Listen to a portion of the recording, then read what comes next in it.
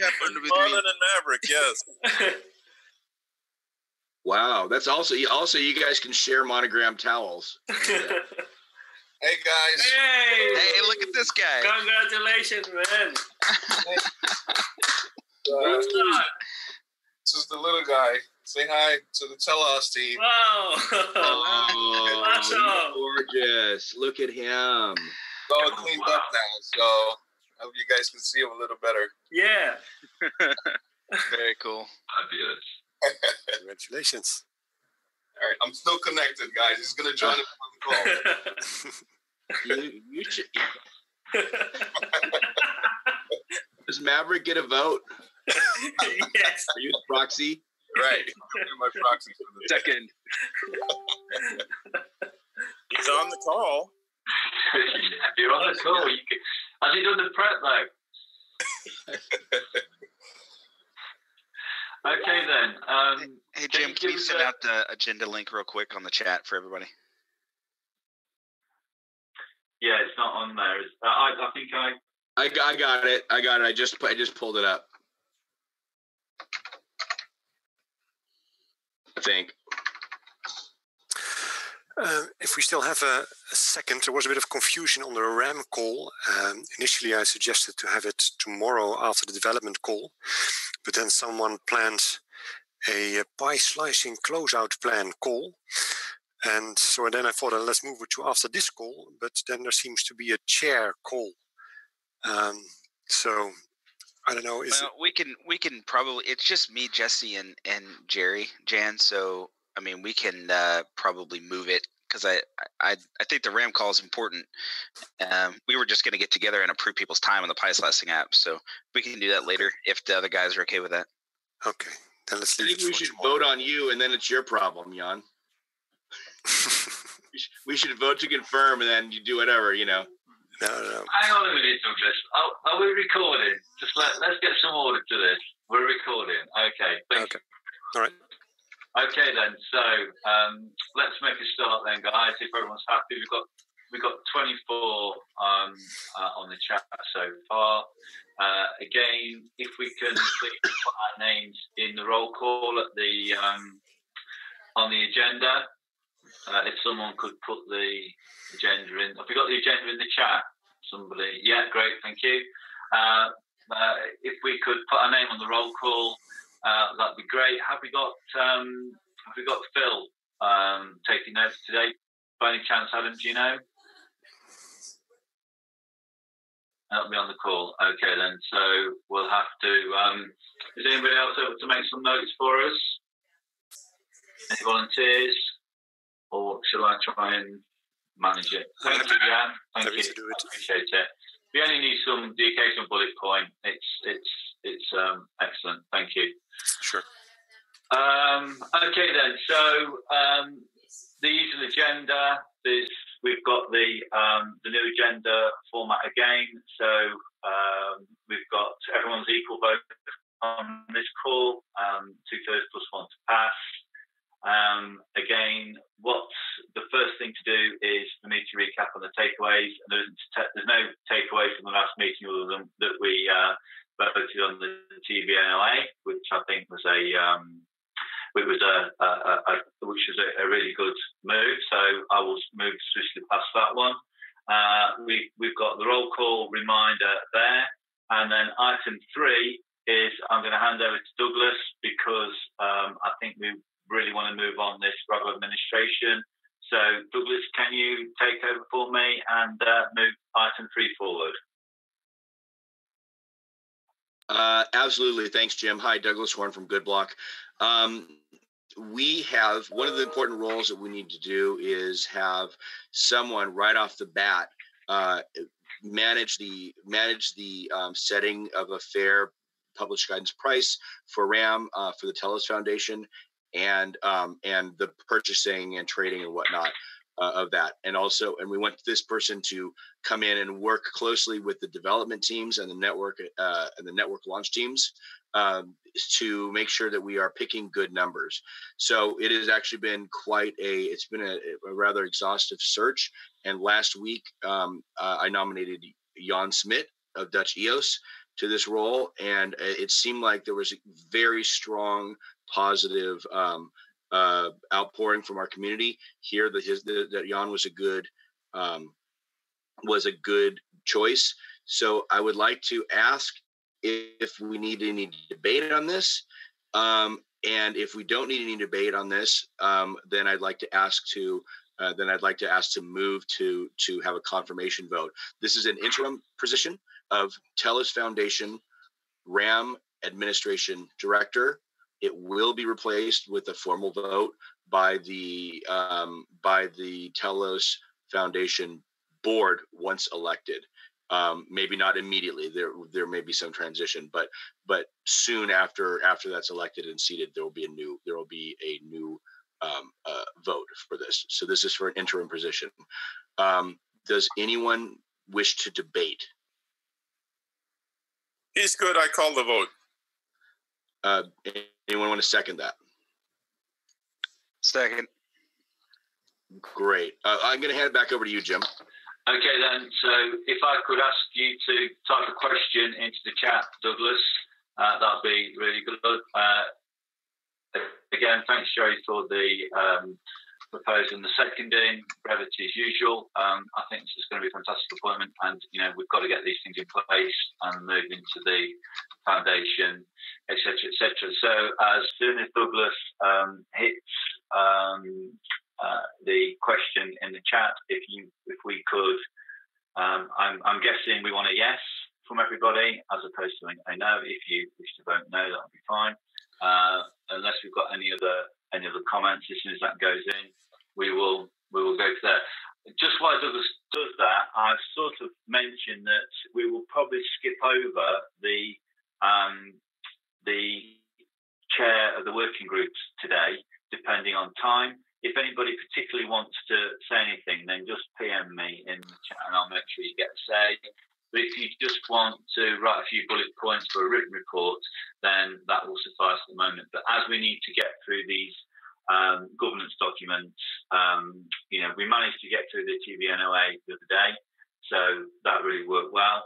So let's just see if we can see where we go with this one. But if I did have one question about the RAM administrator thing. Not that Jan would ever do this, but if any time in the future we get another RAM administrator, I know that we had some discussion on that person not trading RAM based on their knowledge. Was there ever a control that was proposed to be put in place for that, or are we just trusting that person? Right now, it's trust-based and reputationally based.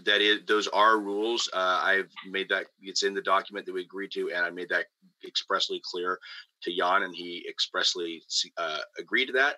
Yes. By the way, that does allow them to do minor trading for RAM for their own account, and for staking their own account. But I would suggest that we, in the not so distant future, try to find a way to make that to try to put a little more weight behind that. But currently, it's just good faith and reputation. All right, awesome, thanks. The question is ready. I'm going to pick. The question is, shall the group confirm Jan Smit of Dutch Geos as interim director of the Telos Foundation RAM administration? A yes vote is to confirm.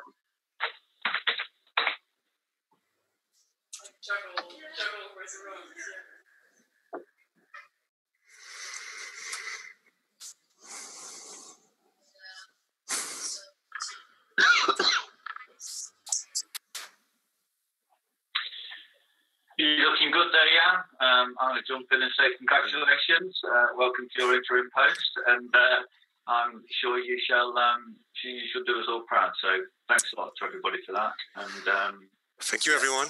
Looking forward to it. Congratulations. Excellent. Awesome. Okay then.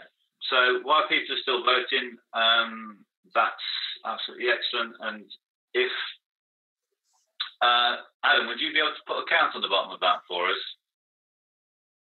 Thank you. Appreciate it.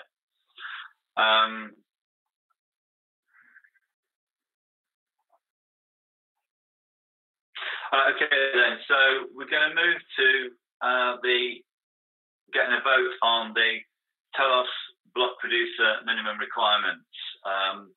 Again, hopefully this is going to follow the same procedures we did with the TVNLA, in as much as that we can have some discussion over clarification and then move to a vote. I'm going to step back on this one because this is not my area of expertise. So if Douglas, if you want to lead us off on it, and then maybe one of the other guys that want to talk through, but I'll take a back seat on this one if you don't mind. It's not mine. Thank you. I'm happy to. I will quickly share my screen, if that's okay. And let me get this dialed in just a bit.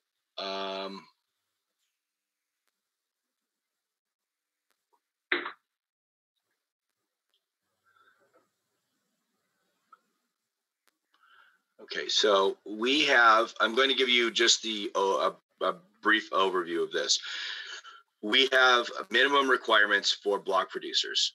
We have set out, as you will see, we have set out ways that these are in the future going to be, as much as possible, enforced by smart contract. But we need to be realistic about the fact that what's important is the ability to enforce, not necessarily the method of enforcement.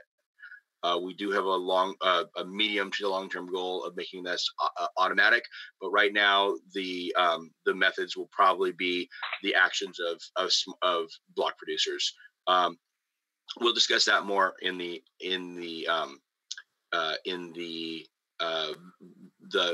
block producer, the reg producer contract. Basically, there are a few things we're asking everyone to do if they're and we'll drill down granularly in a moment, but we're asking everyone to do certain things if they want to be a Telos block producer. They need to provide certain disclosures, right? These disclosures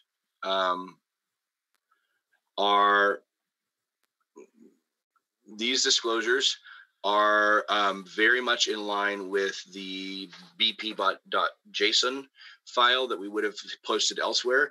Instead, the key functional information of this is going to be included in regproducer, and so there's the account name, there's the public key, there's the organization info, including the country of domicile and also the server locations. We're imagining that we're going to use a server location geodata as a way to as a fallback way to optimize the schedule. So we're going around with longitude, and then ownership.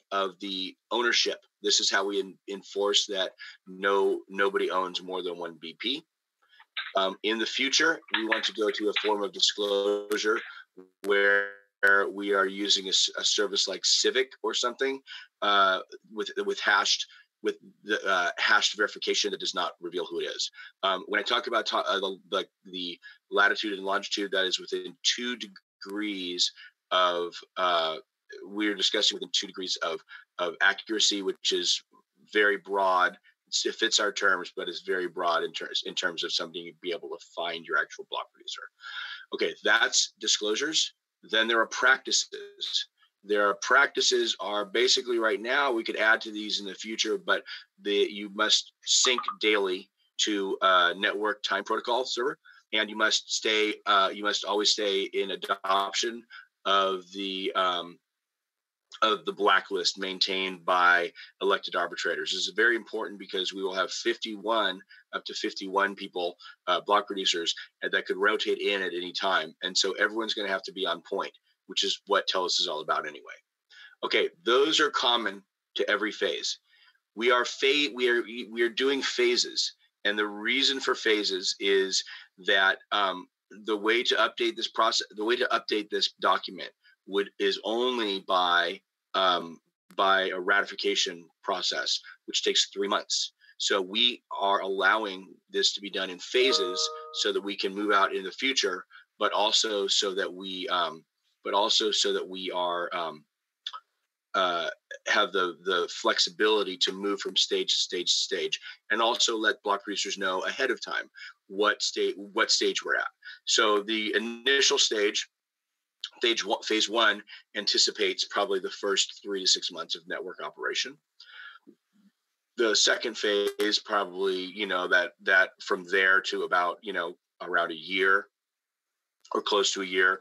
And then phase 3 would probably be from sort of like a year on or something like that.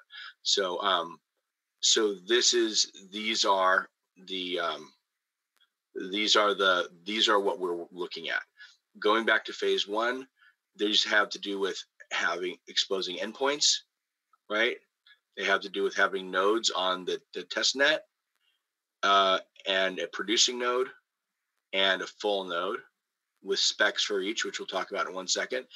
By the time we get down to phase 2, we are adding the necessity of having a staging node, participating in the staging node, which only gets spun up from time to time when as needed, and we imagine that's probably going to be either cloud or just extra system resources that you may have.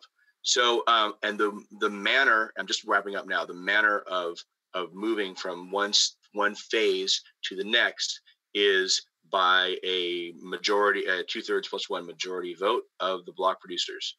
And we have specified that we can also move backwards by that same vote in case we accidentally move forward. It's not like RAM that can only be advanced. If we decide that this needs to be, move back, then if for whatever reason, then we can do that.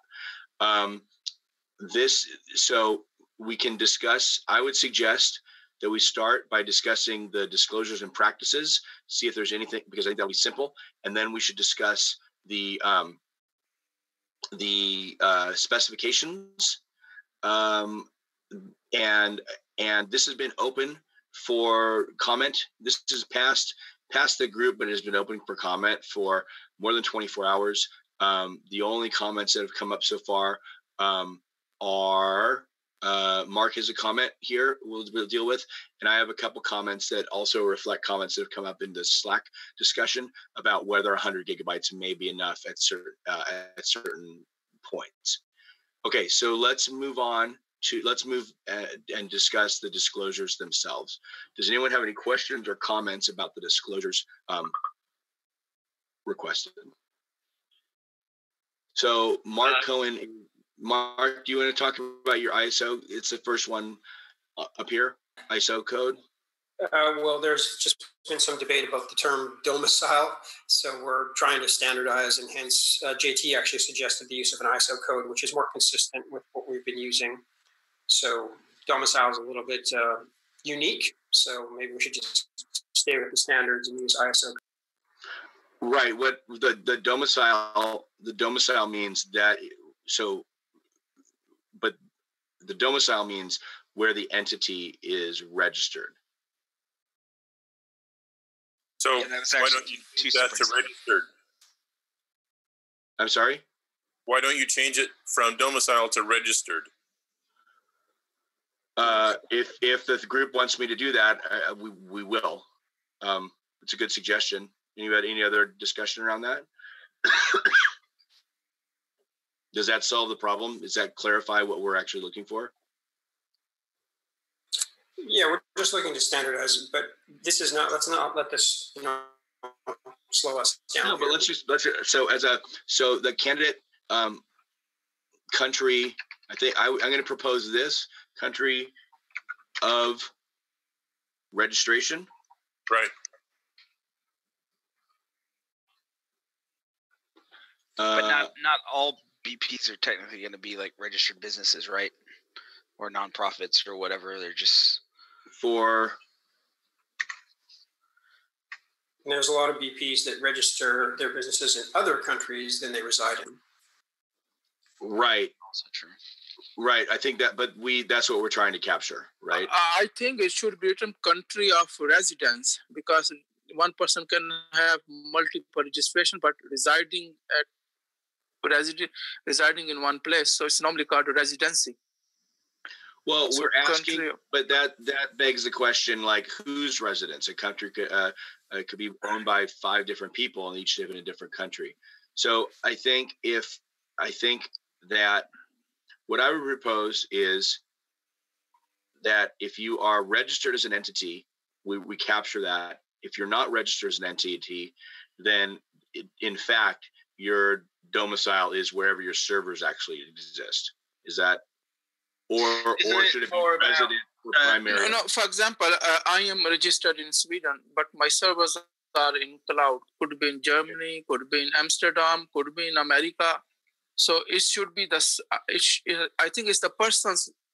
It's my address should be here. The server's address is down. I think number D. Yeah, isn't it about trying to capture the jurisdictional area? So, if there's an issue with the government or a police force or something, it's their law that the server owner is going to have to adhere to, and that's isn't that what we're trying to cover here? Indeed. So I have proposed candidate country of registration for registered entities, for a registered entity, or residence of primary owner if not a registered entity, as the 2-letter ISO country code. Does that seem to cover it? Yeah, I think that's a lot more specific and addresses both entities as well as individuals. Okay. Any dissent? Can we move on on that point? I think that's much better. Thanks, guys. The next question I see, shout out if you have a problem. The next question I have question on number D, server location. As I said that if I have server, let's say I have multiple nodes and they are in different countries, and normally only one probably producing node will be active at a time. But if I switch, the other node will be another country. So how much time I have to update this information? No, you can include each node in the JSON format of this file. Each node can be named. So how it is on EOS at the moment, if you look at a lot of the big block producers have got multiple servers in different locations. So you have this information for each server. Yeah. And so we'll have that, and we'll probably standardize that we call one the block producer and one the it was never made really clear on EOS what those should be called, but I think in this case we'll say block producer, full node. We'll name them by function in a standardized way that doesn't have to be captured in this document. Is that acceptable? Could we use the bp.json file to act as something that's more updatable, but that is to be accurate, like held accurate? This is totally updatable. It's absolutely updatable. You just put in different nodes and run regproducer again. Yeah. The different values. I think we want to try and get away from the bp.json file, don't we, really? I do. I think that's fine for like where your website is and what your Twitter account is, but it's could be better. I think we should record it here.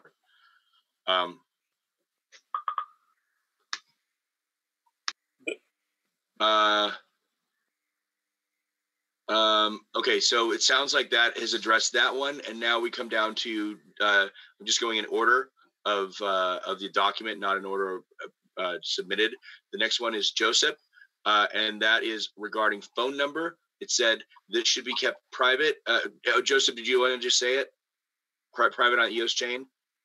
No, I mean, it shouldn't be published anywhere. So that's a good point. Everyone gets your phone number? Yeah. It's like it's on EOS chain, there is a keybase to private communication and coordinate things that might threaten the security of the chain, and also they keep the list of emergency contacts, but it's only BP that have access to this. Right. It should be on like a Google Doc that the block producers have access to, but it shouldn't be on the chain. That's my point. That's a great point. We want to make sure. So the one thing we do want to do though is we do want to make sure that people actually have to do this, right? Okay, so you could put the phone number on the block producer emergency contact sheet. Discussion? You can always undo privacy, but you can never return to privacy once you've undone it. Sure. No. I think we're all agreed that what we're trying to determine is a way to both keep that private and to ensure that new groups coming on do provide that information, because it is actually quite important in terms of whenever a crisis may hit the network. So you could put phone number on the block producer emergency contact sheet? I think we can find a better way for this. Maybe we can discuss it another day, offline or whatever. So my point is, it shouldn't be in a document that is on chain or publicly, available. Agreed. To anyone. Yeah, agreed. It shouldn't be publicly available, but it should be there for other block producers to use in the event of emergency or to access. Agreed to. I think it's, yeah.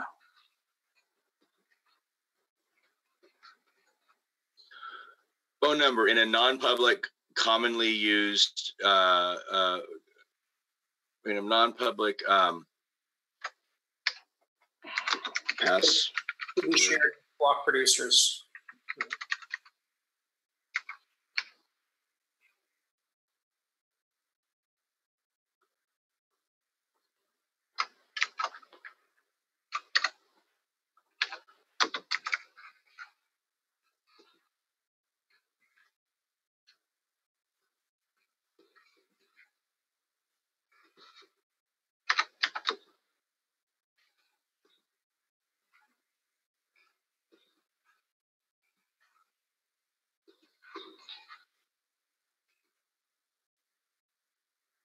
Non-public, password protected repository commonly accessible to any of the 51 paid block producers and standbys.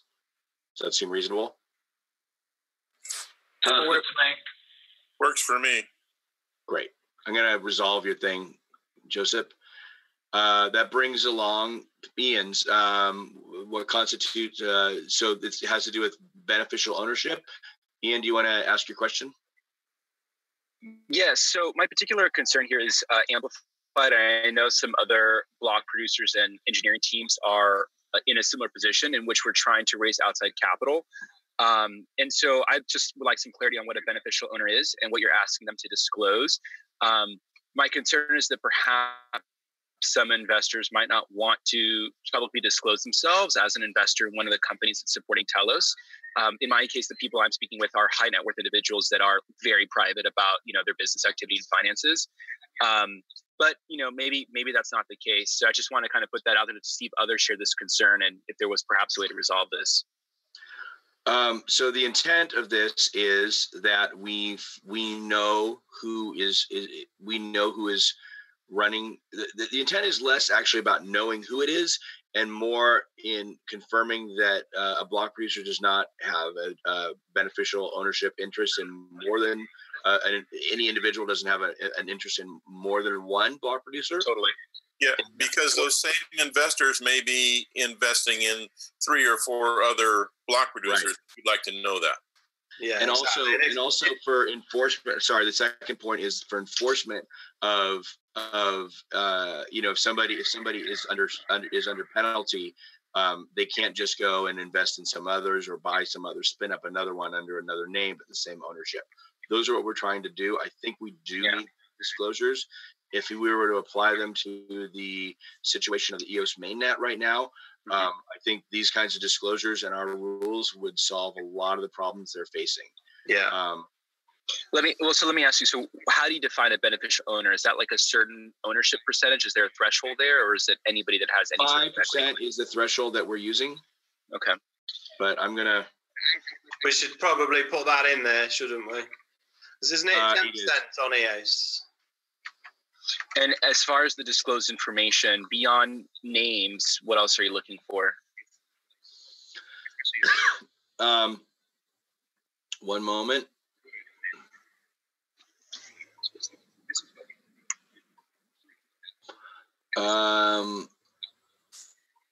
This is regproducer, which we'll get to in a moment. I believe it's 21.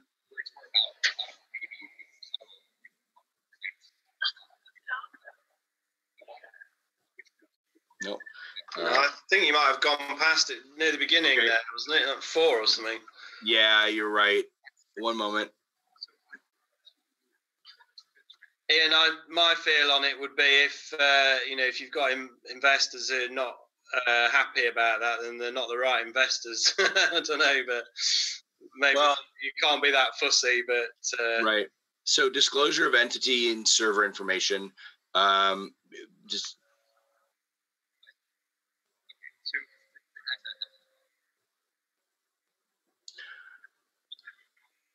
There's no percentage, is there? Say again? There's no percentage. There is somewhere, 5%. Okay. So 5%, and yeah, go ahead, sorry. Yeah, it's there 5%, but I think it should be, I mean, even it's 0.01. I mean, right, because someone could own 4%. That doesn't work. We have to have some standard because otherwise we're going to be, I mean, if you did 0.01 and everyone had that amount, then you'd be you know, having 1,000, you know, or 10,000 people registered in your, to be 5.1% does. Does the disclosure have to be totally public, or could we treat it similar to the phone numbers where it's disclosed to the other BPs, but maybe not like in a public repository?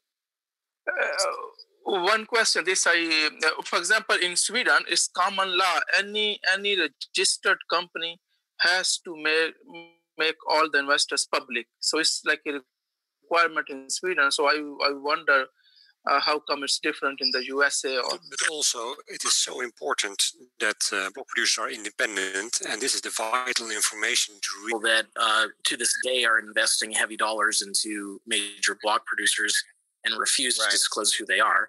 The very act that these individuals refuse to disclose is concerning. It almost implies there's something to hide. Yeah. So if it's a legitimate investor who wants to participate in blockchain technology, I don't see a justifiable reason for them to remain secret. This was added very explicitly on Telos because of issues seen on the mainnet. So I'm a firm supporter of it. I totally get what you're saying. And I think if I have to pick between one or the other, I would definitely prefer to have the transparency. I think I'm just asking if there's a way to kind of like thread the needle here, like where we do a selective disclosure or not. I mean, if it's potentially large corporate applications that want to operate on our chain, this could be something that differentiates us from the EOS mainnet in that all the block producers are known entities, and there's no possibility of either a corporation's competition being involved in operating blocks or a person who might have some sort of interest in a negative aspect. It doesn't necessarily even have to be BP to BP.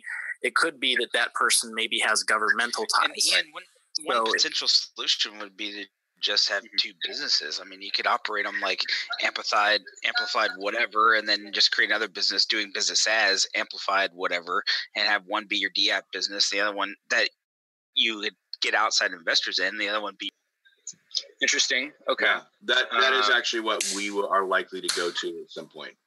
And also, I think, for example, if I expand my business, I will not use the block producer business. I will not use Sweden CoreNet. I will make another entity. So I think it's a good idea. If you want to develop DApps, then you should have ideally another entity, because otherwise you will not be able to comply with the GDPR and other stuff. The one thing I would caution in terms of creating outside entities, we have to be cautious that it doesn't have to become a similar situation that we saw with Bitfinex, where they created shell companies in order to hide the owners of the BP. Right. That is specifically prohibited by regproducer. Okay. And meaning that if somebody can show that you've done this to hide it, then it's enforceable. I do think that ownership is different than, so a phone number means anyone in the world can give you a call anytime and DDoS you or do a lot of things, right? Even potentially steal your identity, because cell phone, so much is tied up with it. I think though that, and therefore it makes sense that only the actual running BPs should have that information, because they're the only ones who need it. But I think that the ownership structure, the idea is it needs to be public information, that anyone needs to be able to see who's running these operations. Yeah. Okay. Well, in the interest of moving the conversation along, I'll table my issue, and JT, Douglas, maybe perhaps we can chat offline, and you can give me some advice on how to sort of maneuver through this. But I absolutely see the virtue in keeping it transparent, and I'm hoping I'll be able to sort of balance my investors' privacy in a constructive way somehow. Right. We're not looking to stop anybody, but we are. But everyone, if we allow that every investor's privacy, then the bigger, the more privacy. But thank you. I appreciate that, and we will move on. And we'll just before we move on, audio, please. Brett, I think you're making some funny noises coming through over everybody. I don't know if you need to be muted or something. Cool. Thanks, Brett. Okay, moving on to practices.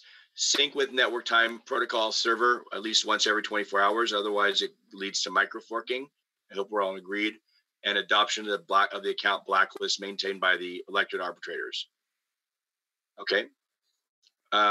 Moving on to minimum requirements. If anybody has a note here, please add it or mention it. The one note that we have right now is the question of if 100 gigabytes is likely to be a functional minimum for storage of a full node for 3 to 6 months. I mean, is that something we could really? Do it. Why would you? Does sound a bit low, doesn't it? I would look to. So JT, what do you think? I mean, because honestly, that's pretty cheap, right? So why have something that's not realistic when it's the cheapest thing we can add to our systems?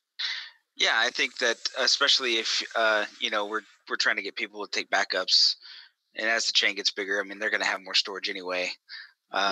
So I think that we need to increase that. I also think that it is a minimum. So on the other hand, it is a minimum, right? So we need correct. These are minimums, and that's absolutely right. That's why I was going back, to our discussion yesterday, having minimums and then recommended. But you are correct. You can run these with 100 gigs. You can run it with less. Can you run it with 100 gigs in 6 months? That's a good question. Well, the testnet hasn't been running that long, and it's what is it right now? 30 gigs of blocks. So you could probably.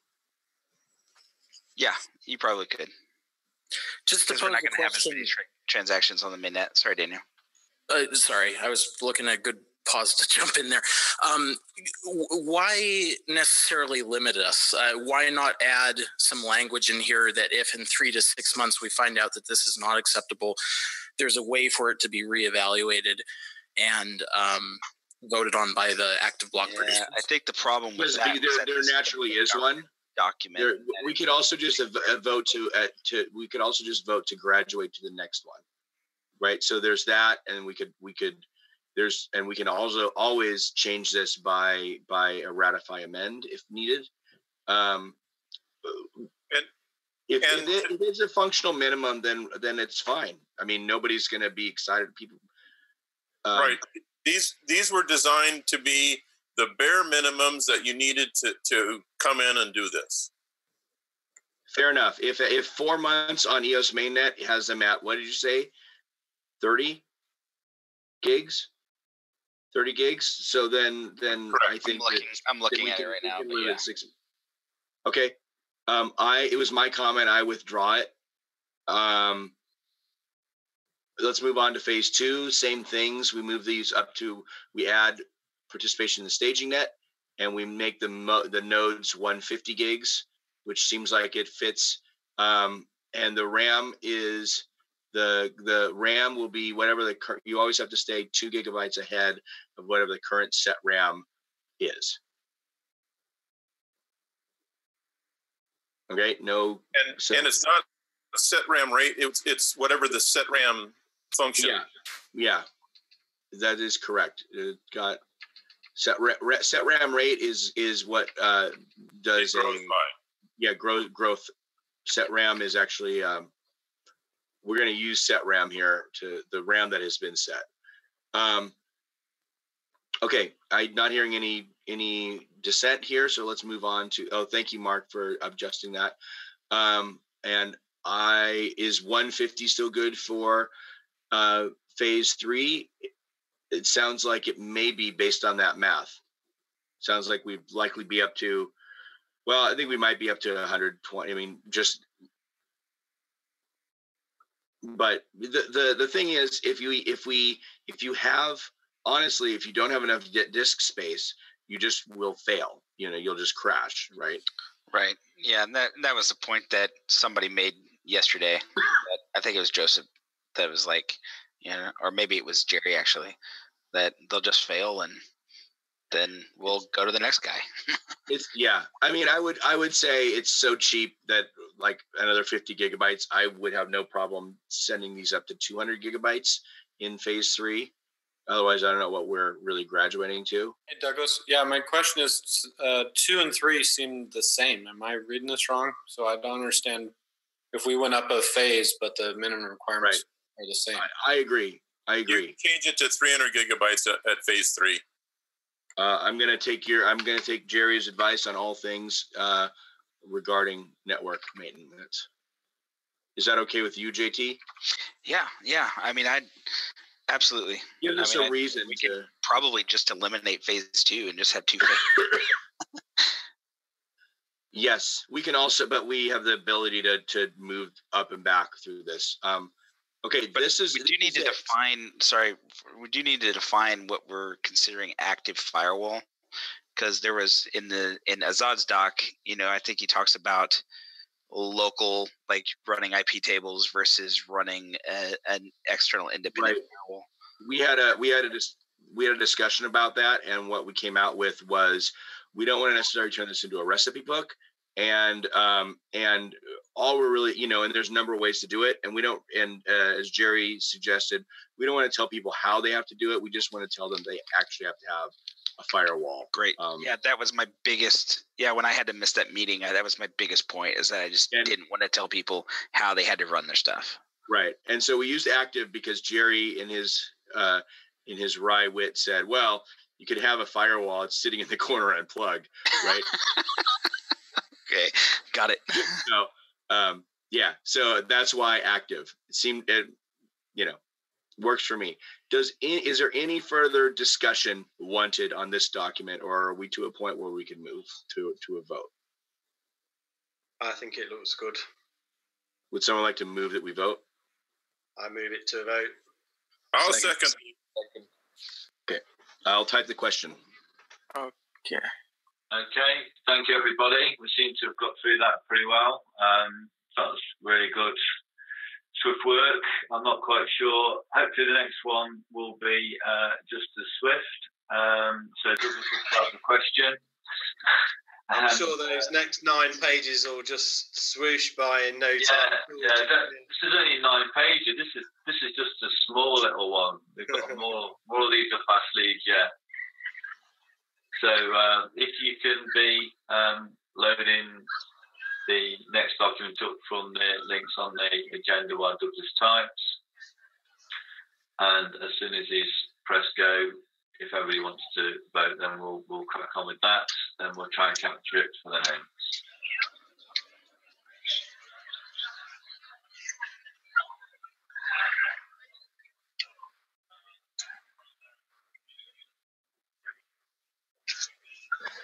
Just looking back through the chat there, Richard's asked a question about the DAC being autonomous and not registered and stuff like that. I know we kind of moved past that, but it seems to be something that's come up time and time again. Are we just going to go with the...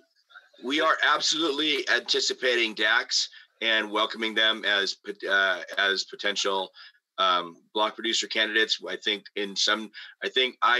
personally believe that within 5 years, almost all the BPs will be DACs. Yeah, so, it's the future, definitely. Right. So therefore, we have anticipated. That's one of the reasons why we said 5%, and are allowing sort of registered company. It does. We haven't quite covered that in like the country of domicile, but I don't want to necessarily go back and let's it's a DAC. I mean, we could be here for 3 days trying to discuss where a DAC is. Yeah.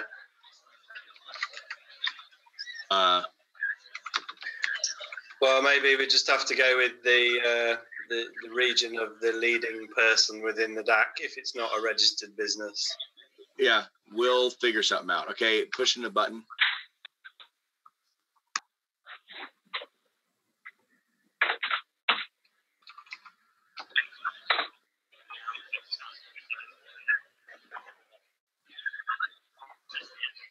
And while we're voting, is it more helpful for me to share the screen that gives a little bit of the background on this, or and also has the thing, or to do one that has, or to do the document that has just the text? The background is helpful, particularly for other folks that might have never seen this document. Okay, great. I will leave this up. I believe I have the ability to move back and forth between. I do. The value of the other one, and I will keep it around, is that, we can, we can see people's comments coming up into it. It does have value, so, but I'll be able to switch between the two.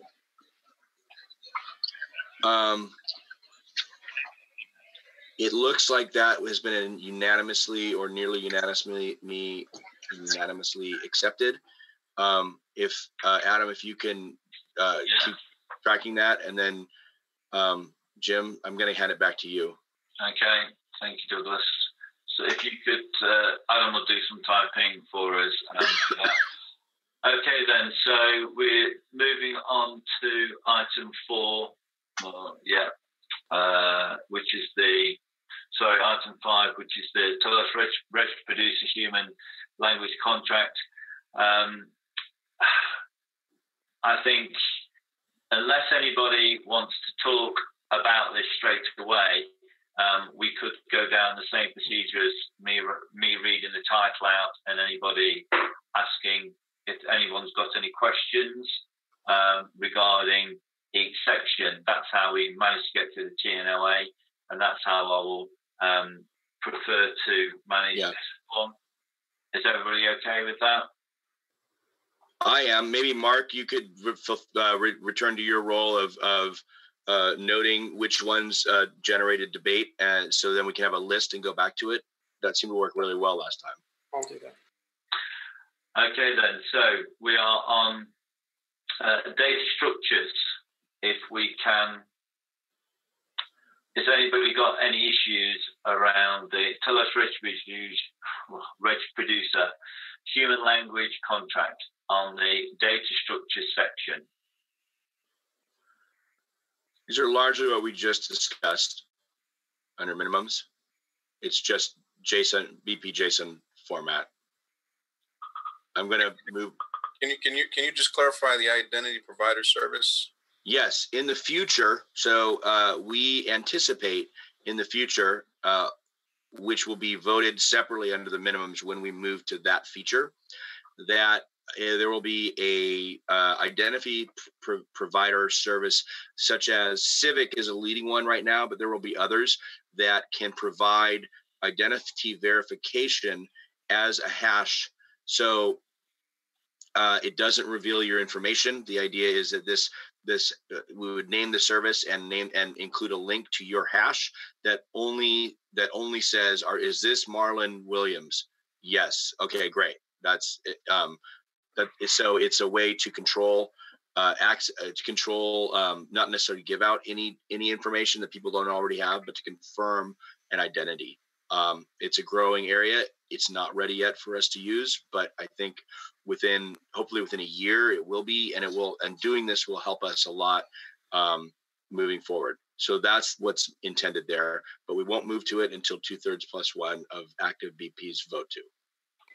Got it. Thanks for the clarification. Okay, then moving on to, and if that's okay, moving on to intent of action. Anybody got a question? Just what we're trying to do. This is how we nominate ourselves, and we require that in doing so you agree to the terms. Okay, then next section is nomination.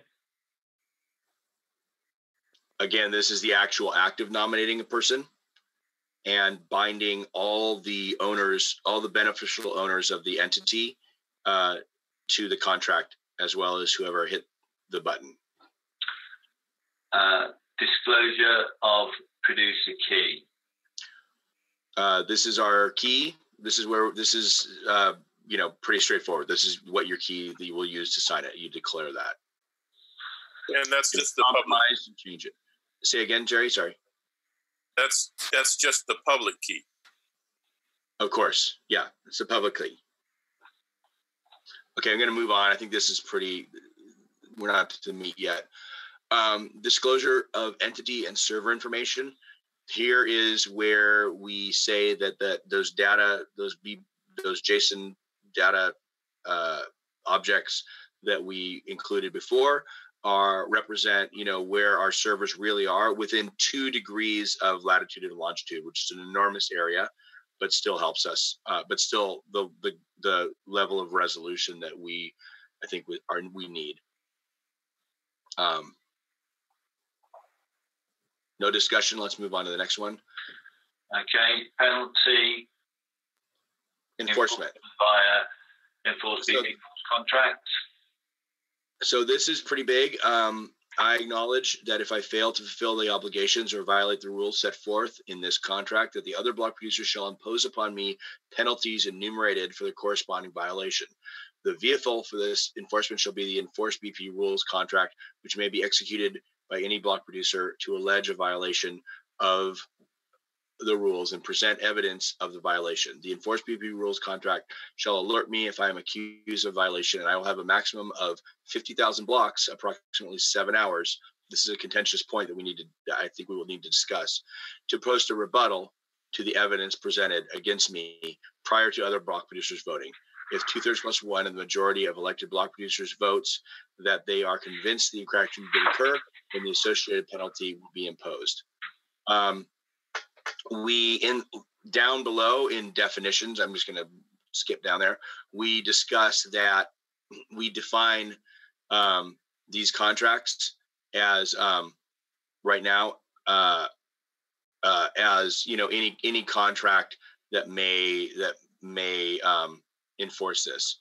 It also means also block producers in the very beginning. These things may not. We will probably keep these things. Actually, not use the enforced BP rules, because I think we'd like to have a little more of a human hand in there and test that more before we release it into the wild. Anyway, that's that. I think we should almost certainly need to flag that 7 hours time for discussion. Douglas, I have some concerns about this being able to be initiated by a single block producer. We had some brief discussion about this. Is that adequate? Should a single block producer be all that's required to call this contract?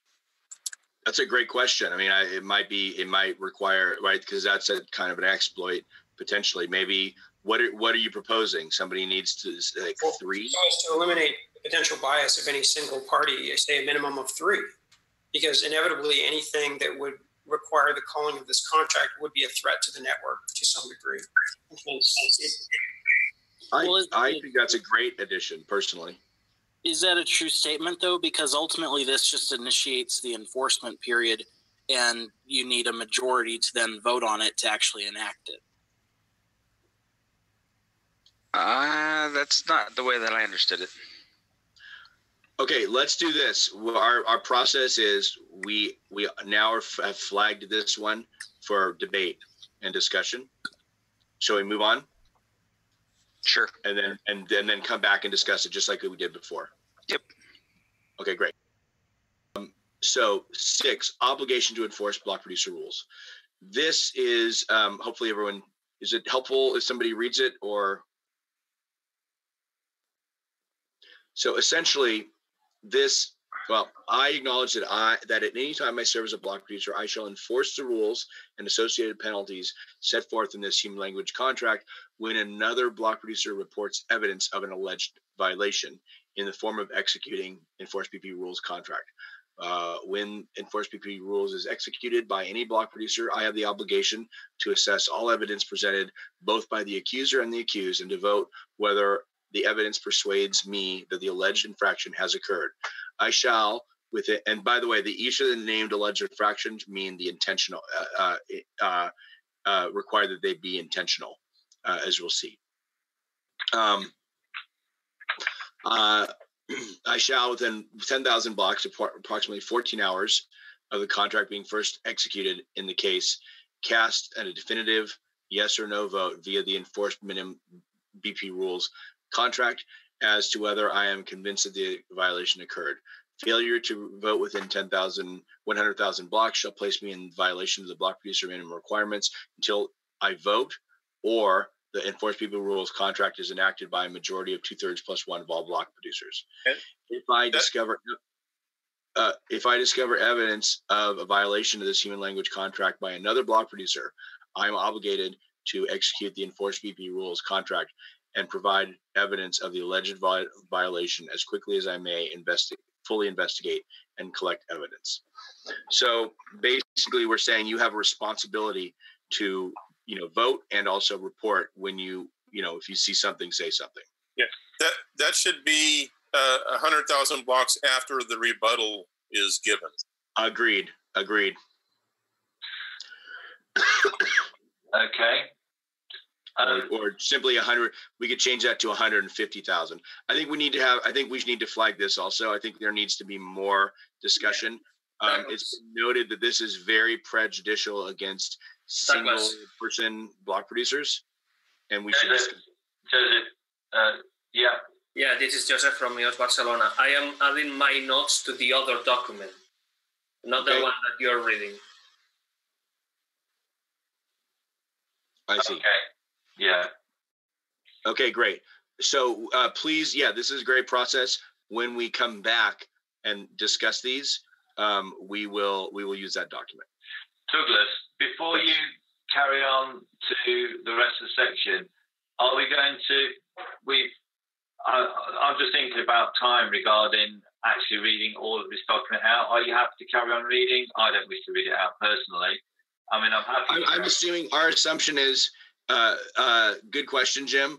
I was reading out two that I knew were going to be highly contentious, and I'm assuming that everyone has read this, and that's been our responsibility. So I'm not going to read them all out unless I know that there's been ongoing debate about them.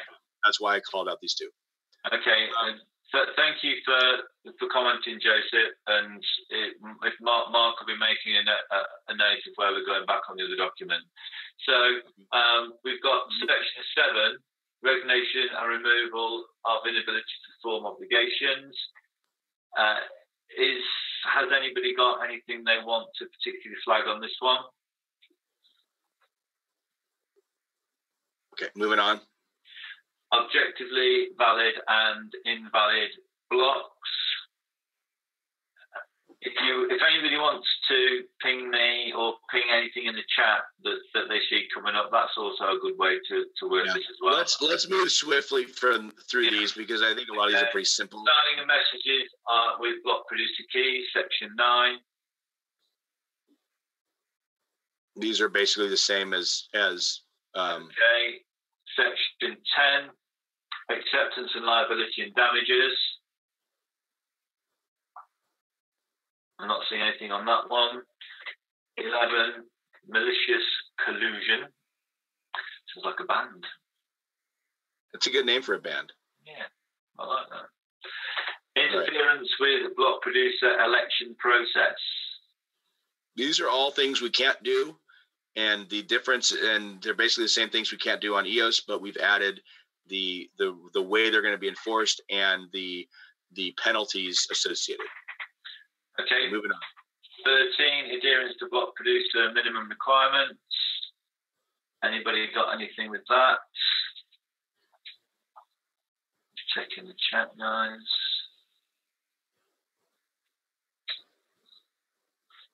Okay, Joseph, thank you. 14, authentication of network peers.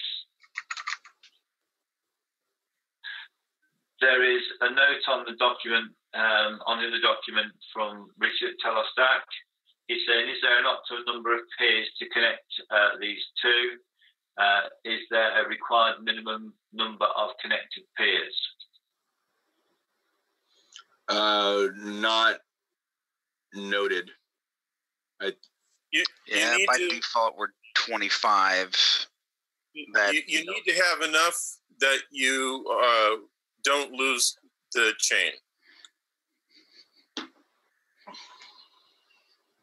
There's no set minimum. Okay, so guidance on whether we resolve or whether I'm not sure whether it seems like if you have too few, then you'll lose the chain, and then you'll be and you'll fall out, right? If you have too many, there's no too many until you bog down and people can set themselves. That's I don't think we need to set numbers because they will change in the future.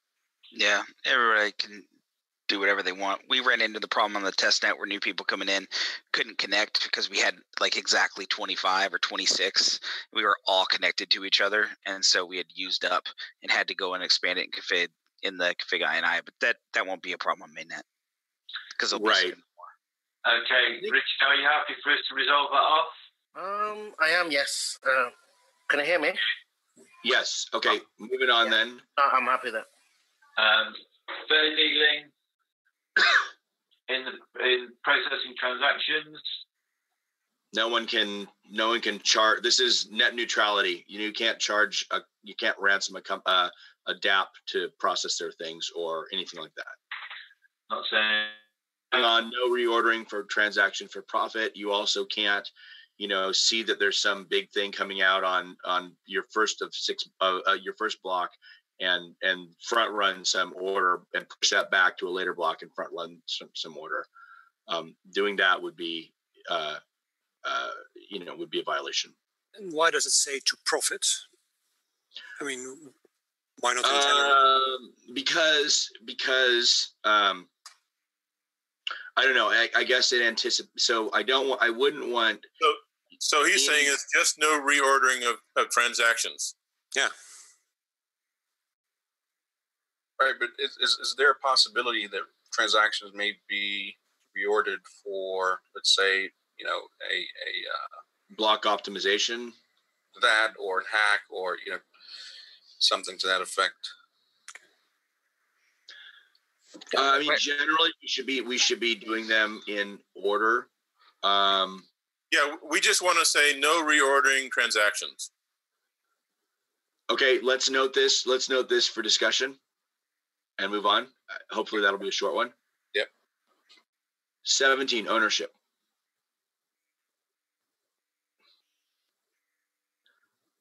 This is where you have to honestly note the ownership of anyone who owns more than 5%. Let me just read through this because this is one of those. Hereby just agree to disclose and attest under penalty of perjury all ultimate beneficial owners of my ownership entity who own more than 5% of all direct share holder and all direct shareholders. When required by the Telos block producer minimum requirements, I shall also provide an identity verification hash from an accepted third-party identity verification service along with the name of that service. All owners of my ownership entity are listed herein, and that will just list them out. I will not misrepresent ownership or the penalty status of any owners in an attempt to evade penalties.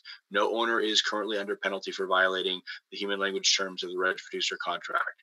Misrepresentation includes misspelling or using an alternate writing of the same person or entity's name, listing the name of an entity owned or controlled by more than 5% of a listed owner, or by listing the name of any person or entity that is not the true beneficial owner or their fiduciary. Apparent violation of this proceeding. So we've tried to cover as best we can the main ways people could kind of evade. I was just querying penalty status, right? So Roger asked a question about penalty status. That means that so for example, shouldn't it just say ownership status though, or just querying whether the right word has been used?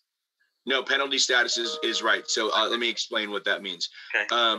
Apparent intentional violation of this proceeding as judged by a majority of 2/3+1 of all block producers shall be cause for my disqualification from all service as a block producer for 16 million blocks, approximately 90 days. On first offense, or 63 million blocks, approximately 365 days on second and subsequent offenses. Those are penalties, right? Your first time, there's a 90-day penalty, and that will be recorded in the kick feature that Ed Silva is working on finishing up and testing right now, where it says, no, you have a penalty. So that is associated with the owner. So, and that goes with them. Does that make sense? Understood. Thank you. Yeah. Okay. Shall we move on? It doesn't sound, that was not, we don't need to go back to this one. That was just a clarification, right? Great. Ownership of more than one block producer. I think we're all going to be happy about this one. Okay. 19. Producing blocks on schedule. Pretty simple. Sorry, on the ownership of one block producer, adding that it is directly or indirectly, for me, just to be clear that it's not just about direct ownership, which is not allowed, but also... You mentioned that as a note before, and maybe I didn't fully appreciate it. Let's flag that. Sorry, let's flag that to discuss. Come back to 18 and discuss it. Yeah, I mean, what could be indirect ownership is ownership, whether direct or indirect. Let's discuss. So our process is we're going to flag these. I'm sure Mark has captured that, and then we're going to come back to it. Thank you for flagging that. Producing blocks on schedule. I think we've covered that one. Notes. Number 20, producing blocks on accurate time. Also important. We need to be within 500 milliseconds. I think we all understand that. 21, setting accurate RAM supply. We will not claim RAM more than what we can actually support. There is a comment on the other document, both from yourself and from Bevan. Is it? This is vague. How much is 1 gigabyte more than enough? It's right. It's actually intentionally vague, because if the minute we put in a number, then we've hard coded something. We want it. It's the real standard is that you actually have enough to run your node, right? It's okay. So are we happy to resolve that off? There are a lot of EOS out there that are running 16 gig, even though they're supposed to have 70 plus gig. Yeah. And so if the chain has 20 gig, you need to have more than 20 gig on every server that it attaches to the chain. Yep. Okay, I need guidance on whether we're going to resolve that off or we're going to. I think that sounds. I'm just hearing clarification, not a request to discuss further. Okay. Yeah. All right. Okay. Moving on to voter confusing block producer names, number 22.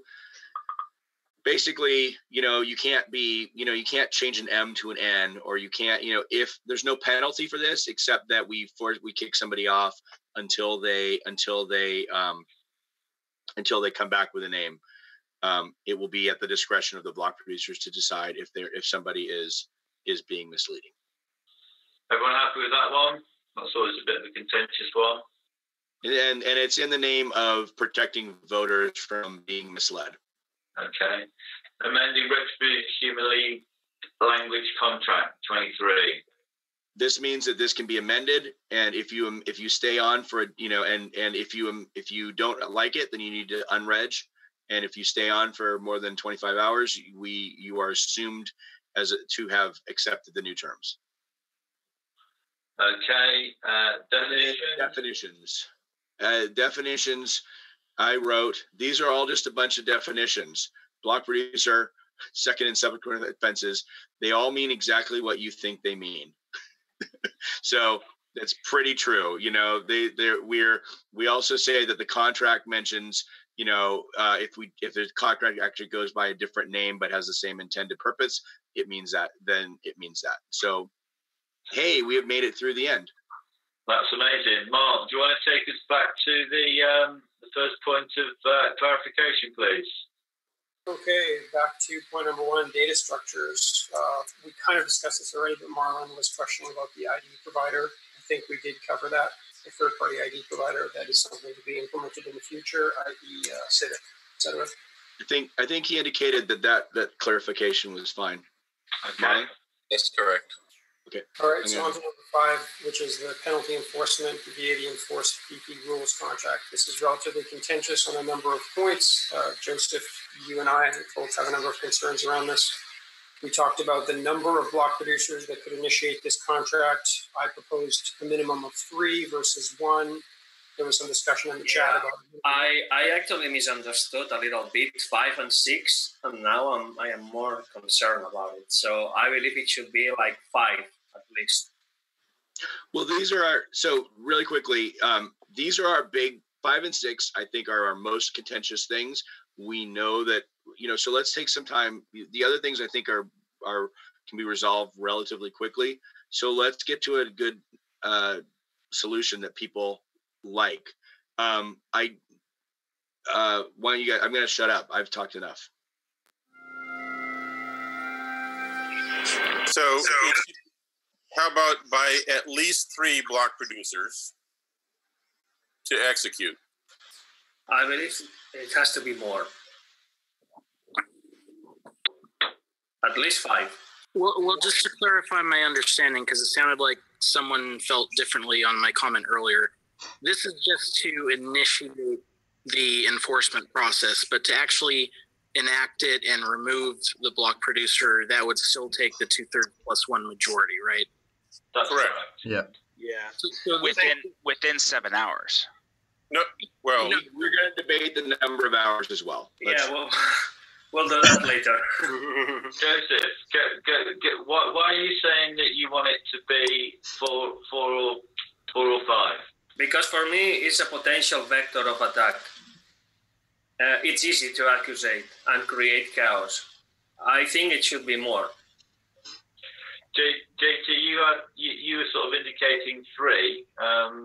Would you agree with Joseph that it could go up to 4 or 5, or would you give us a reason for 3? I would prefer 5.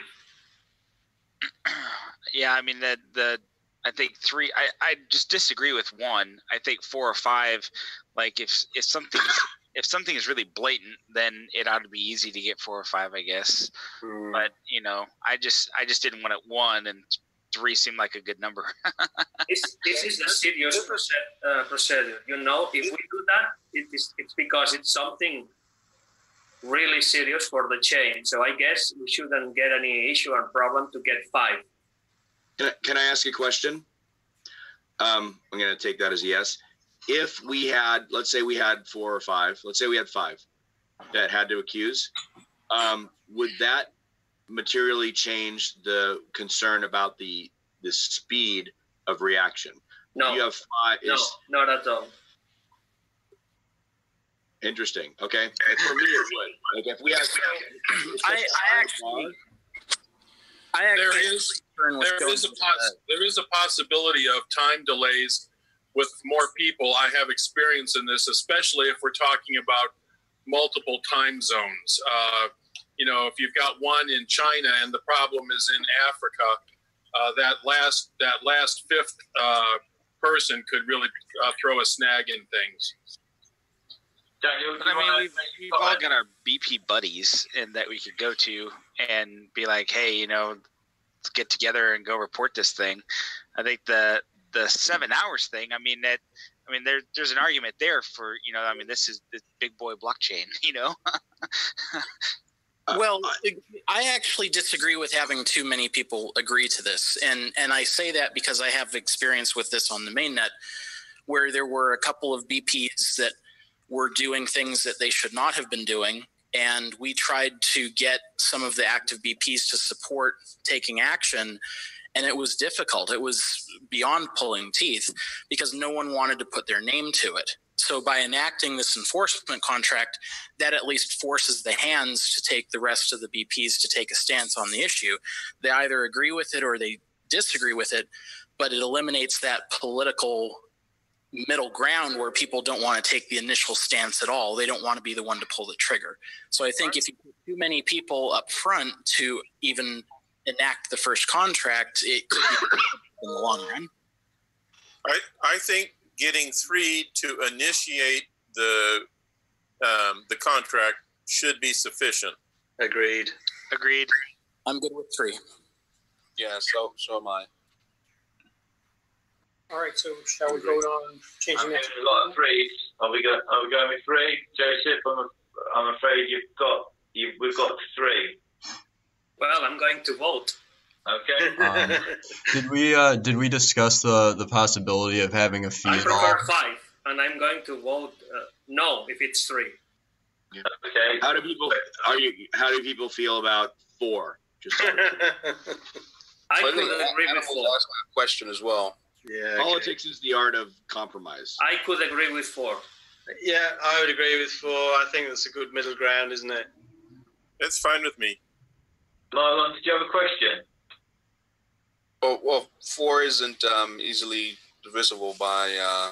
And 21 is divisible by 4. So, but it's just a threshold of people you have to get 4 people to. I think that.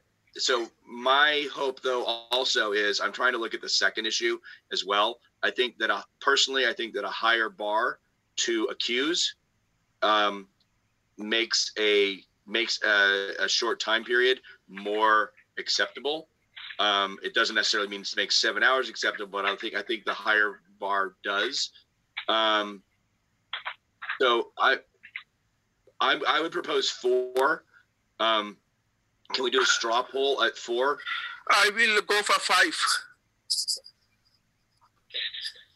Does everyone want to just post a straw poll in the chat?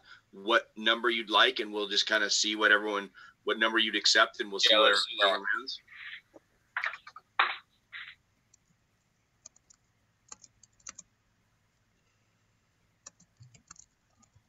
Someone's now going to add all those up and divide them by 15 with the algorithm that goes around the moon, divided by the number of blocks, and we'll get there. Divide by 21, yeah.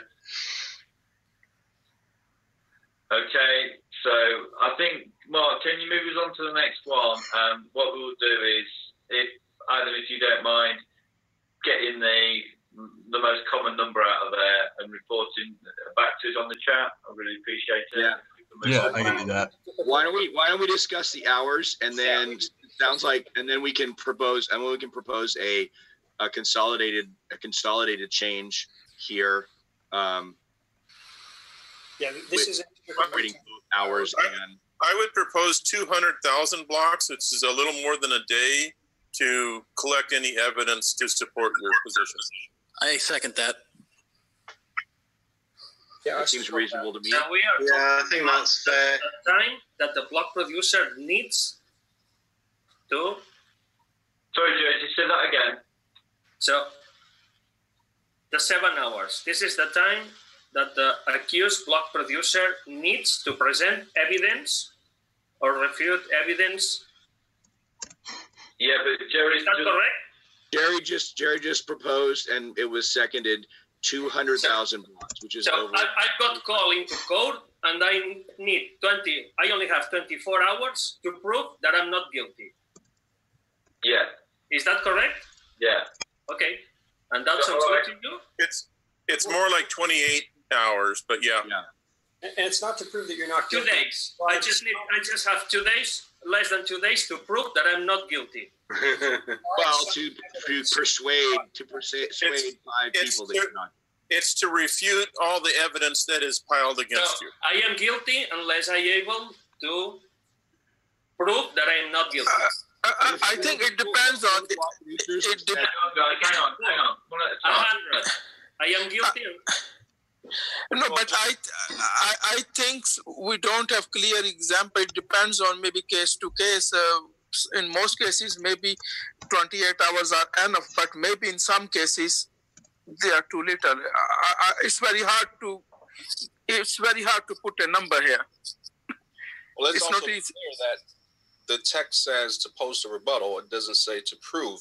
So the rebuttal is simply a response to a claim. So I only have to say I didn't do it, and that's okay.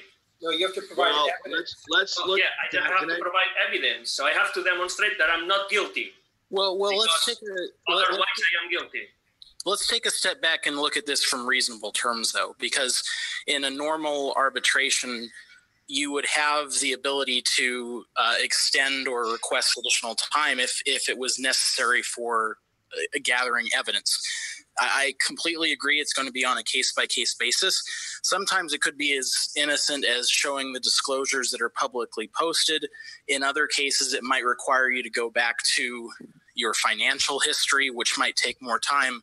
But there should be some kind of mechanism in here to show that the BP in question has at least responded and provided what information is reasonable, as well as a timeline estimate for what it would take to provide the rest of the information. So I think if there were some mechanism to extend the time frame out that was agreed upon to all the other BPs, that's a reasonable time frame to provide that evidence, that would be a way of avoiding this issue.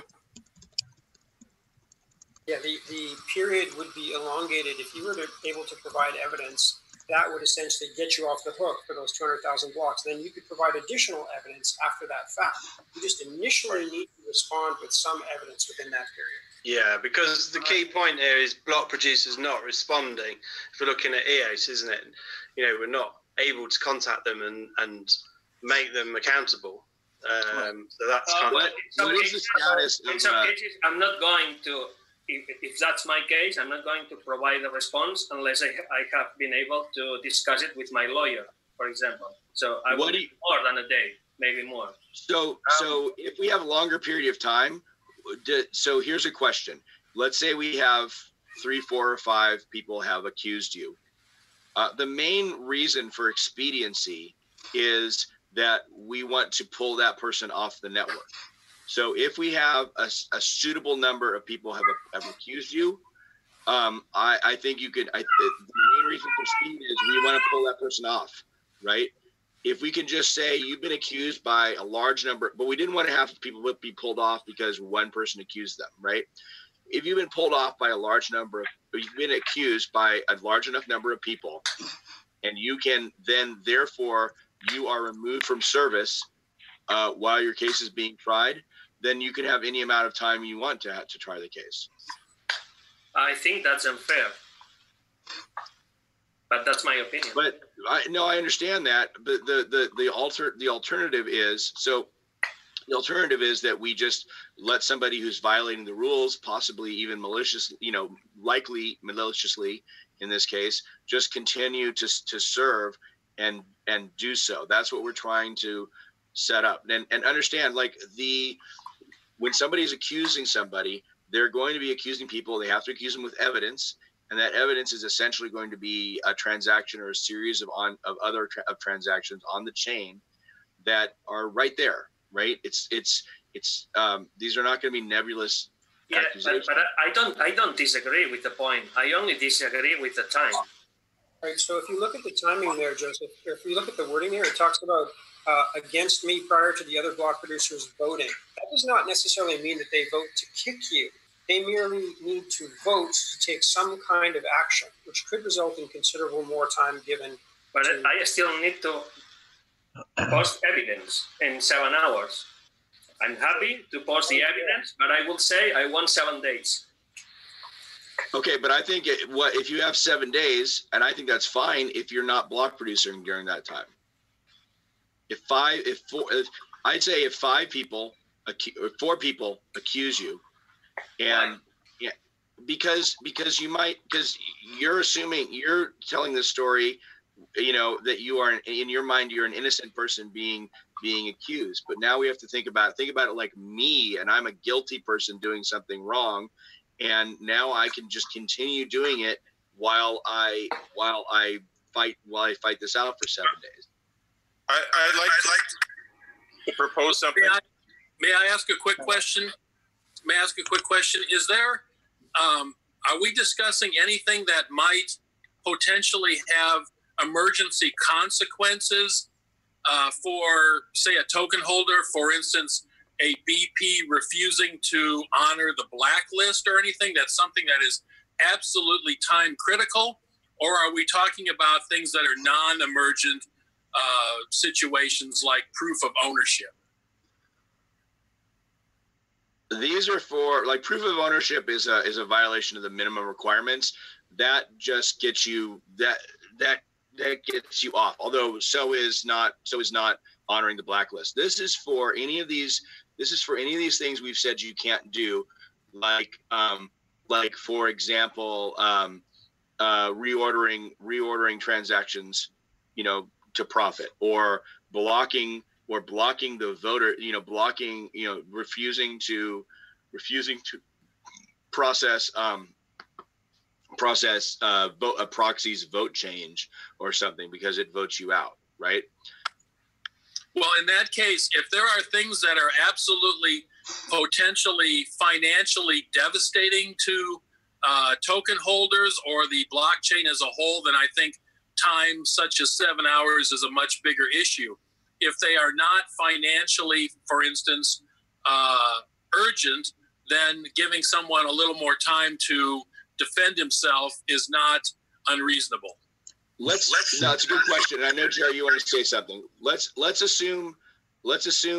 at this through the lens of the Bitfinex charges, right?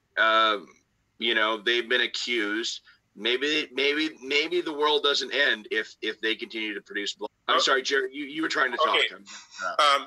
I would like to propose the 200,000 blocks to post a rebuttal, and if I request arbitration, that I will unreg prod until that arbitration process is finished. I second that. That sounds like I mean, personally, I think that this is an area of differentiation between us, isn't it? And I think that if we are strong on this, I think it makes us look good. So I don't know. I like that idea, Jerry. If we're happy to go for this idea of 200,000 blocks. And I think it's a clever idea because he's not going to lose votes or nothing. And then whenever the case is clear, he can come back, or whoever. So I think Jerry's idea is a clever idea. It could make sense. What if the accusations are not proven or successfully? Yeah, there's loss of little money only. That was if you didn't have definite proof that you were not guilty within the 200,000 blocks. If it had to go to arbitration, then you would just unreg prod until that process is finished. And if it's in your favor or the accused's favor, how do they recover from the loss that they would have made during the period that will be unreg reduced?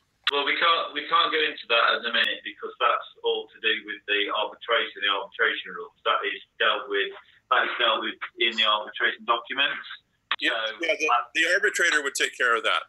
Yeah, exactly. That's in the arbitration documents, which we will come to shortly.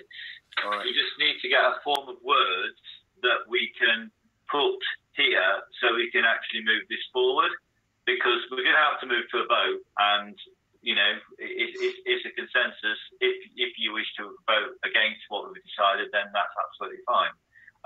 But we have got to move it forward, and we've put some.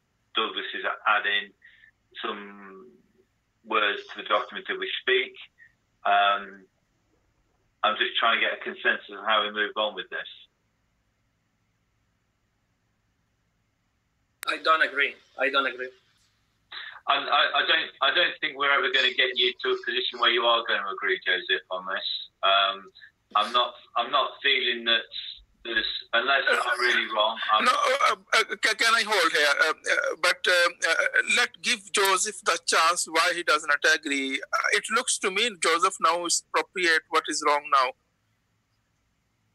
Well, Joseph, you should also make alternate suggestions as well, as opposed to just... I made a suggestion, 7 days. But we can't have 7 days, Joseph. It's not a feasible amount of time. Why not? If you need 7 days, then you just ask for arbitration. That's a good thing, isn't it? Yeah, I'm happy to ask for arbitration, but then I shouldn't be unregistered because I'm already punished financially. Just because I need more time to make my case. if you win arbitration, the people who brought it against you are going to have to pay. Yeah, exactly. And that includes your loss as a block producer. That works for me. Thank you. So, I mean, if the arbitrator decides that, right? It could be our arbitrator could decide that it's a valid thing that doesn't rise, but still was a valid criticism. And in that case, I think it would just, the loss would just be, it'll be up to the arbitrator. But the point is, Douglas, you can't just be unreproduced and it be no potential for comeback. If you are being legitimately harmed, then the arbitration process will deal with that and will see absolutely through that. Absolutely. And I'm just saying that there may be. But that's what. So we're sort of coming at these documents a little bit at a time. So Jerry's quite right. If you have been, you aren't going to be out of pocket, so to speak, because we do have another system, which is the arbitration system, to cover those and to cover those losses. So, we're going to have a look. I've not been looking at it while I've been talking, but we need to relook at this point 5 and see if we've got sort of form of words that we can move forward on. Yeah, let me keep typing on this. I think, and why don't you guys just discuss a little more about that 3, 4, or 5. I know we've taken a vote, but that was a straw poll. It wasn't binding. Meanwhile, I'll write this up, and I think I have a way that might be satisfactory to people. Okay. So what was the outcome? Was somebody adding up what we came up with the number of block producers? I've seen the consensus was 3 BPs in the chat. Is anybody going to agree with that or disagree with it? That's what I saw too. We came up with 3. Let's keep going. Okay, so the consensus is 3 on that. We have one dissenting voice that I'm hearing, but that's how we're going to have to move these things forward. Right? If you're going to type in here, please type suggesting instead of editing. Somebody type 3. Let's vote suggesting, and then we can approve them if we approve it. Okay, let's have Douglas typing in the document at the moment. Daniel, did you have something to say on that? I've just seen your.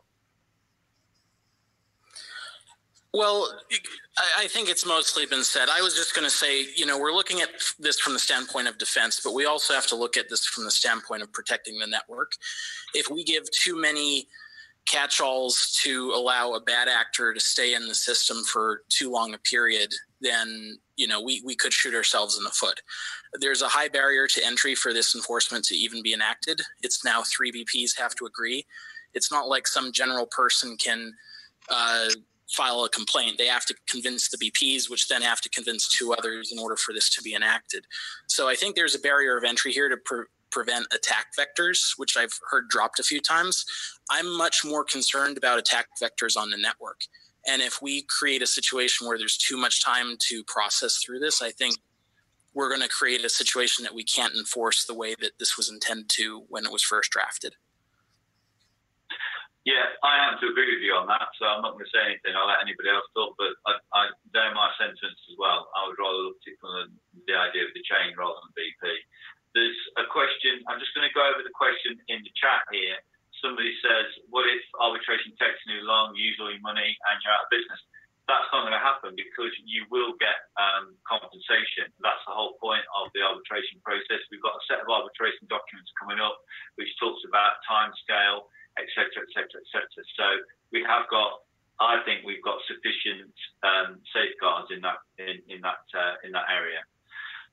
Okay, Douglas, are you ready to take over and go for it? I think people want to go for a vote if we can. Sorry, Douglas, you're talking, but we're not hearing you. Yeah, just one moment. I need to add. So if we're going to change all this and all the things that are happening, I think we need to be realistic that in the first 2 months of the system running, we should probably not use enforced BP mins or enforced BP rules, and we should do it by vote, not by smart contract. Because yes, I agree, and we need to continue. We need to be able to fine tune it and make sure that works. If we're going to make this level of changes, I think that we need to just say, I'm going to just say, I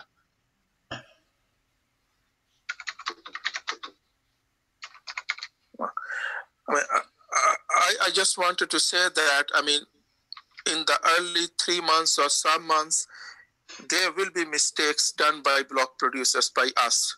And those could be, everything is new. So something wrong could happen. So we should have this in our mind, in the background. But as we get mature, then I think there should not be any excuses. Yeah.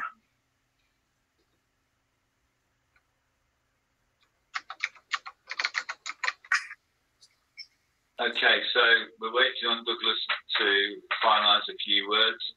I was going to say we'll move to the next section, Mark, but I think that will confuse us. So I think we'll stay with this until we can be happy with this section. I am conscious that we have got a time now. We're running close up to 2 hours on the call. I think we do need to complete this document, however. Okay, I've modified this, and I would propose that we read through it, see if we can move on, and when we vote on this with the caveat that there might be minor grammatical or syntax changes that do not affect meaning. Yeah. Okay.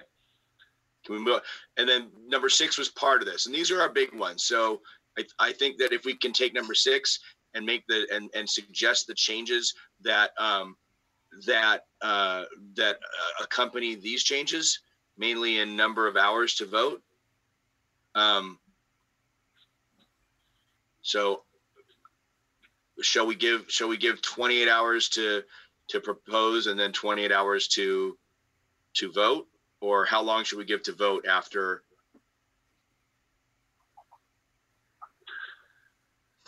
Well, to Jerry's point in number 6, basically we were going to add after rebuttal, so 100,000 blocks after rebuttal.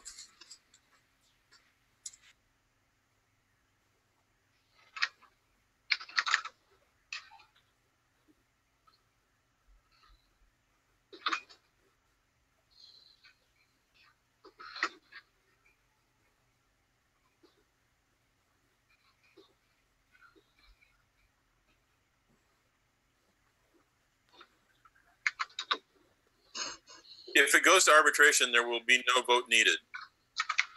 Right.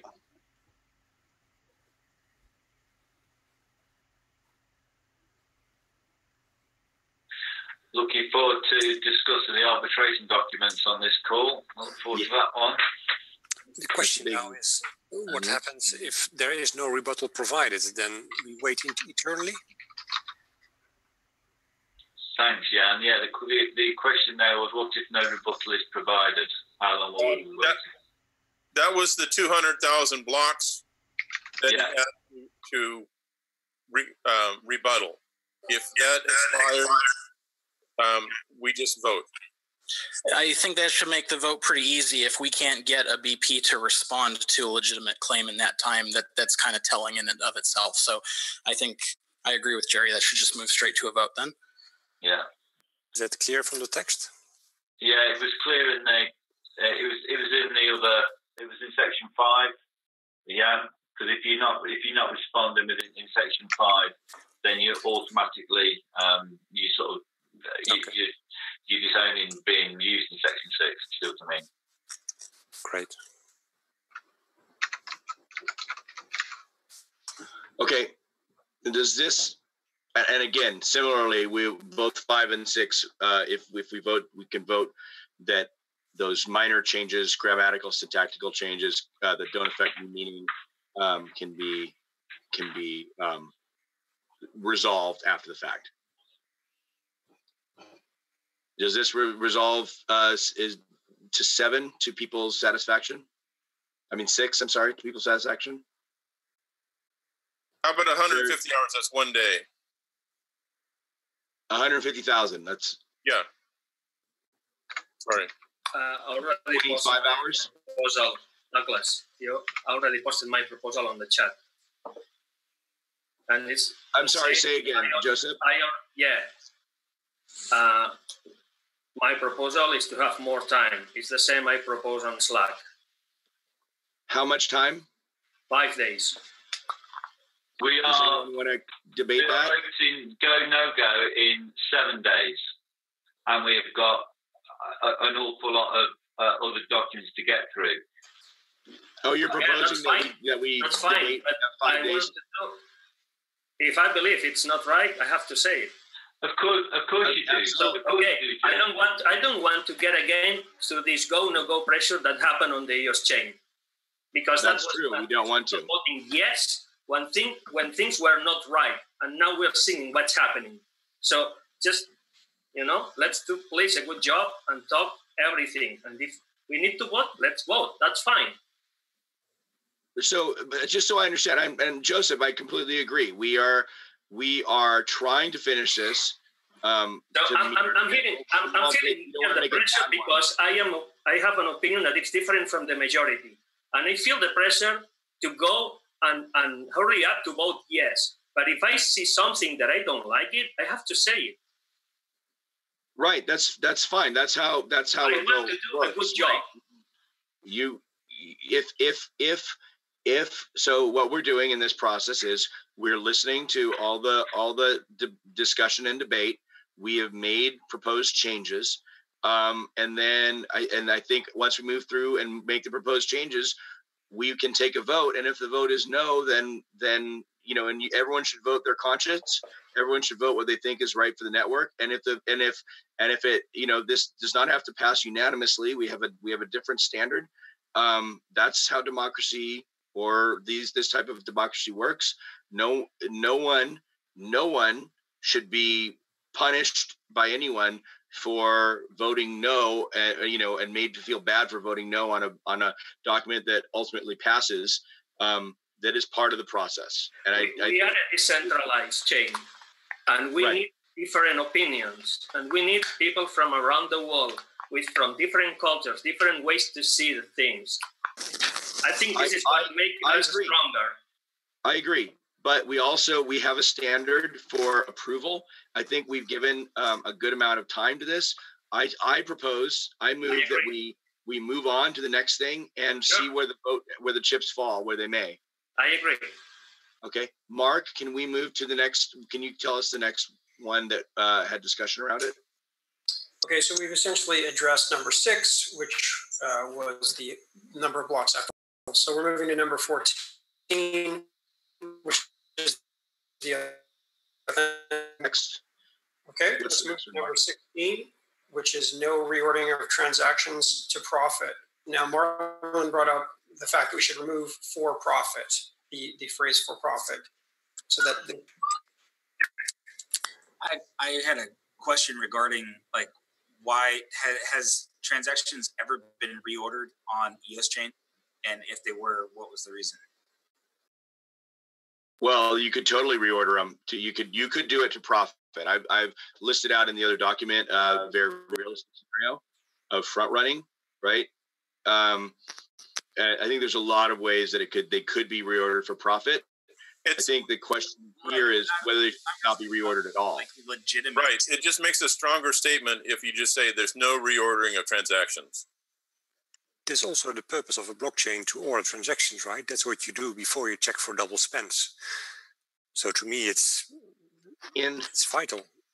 Yeah, we have less of a mempool issue, especially now, but there may, in a proof of work type blockchain, reordering of transactions is totally viable, right? Because you can, you especially with something with a gas price that you can set. That's by intention. We don't have that, and so I think I'm fine to remove for profit from both the title and if we suggest, if this seems to be what's suggested, Yeah. Obviously, one of the big criticisms of EOS is the fact that the blockchain is not immutable. So anything that can be removed that's unnecessary that would make the blockchain on Telos more immutable would bring on less criticism. The good point, but in point of fact, the blockchain is immutable. That's misinformed criticism. So once you get past LIB, it is immutable. So sounds like this was pretty minor. If we would this proposed change satisfy those who had concerns about this?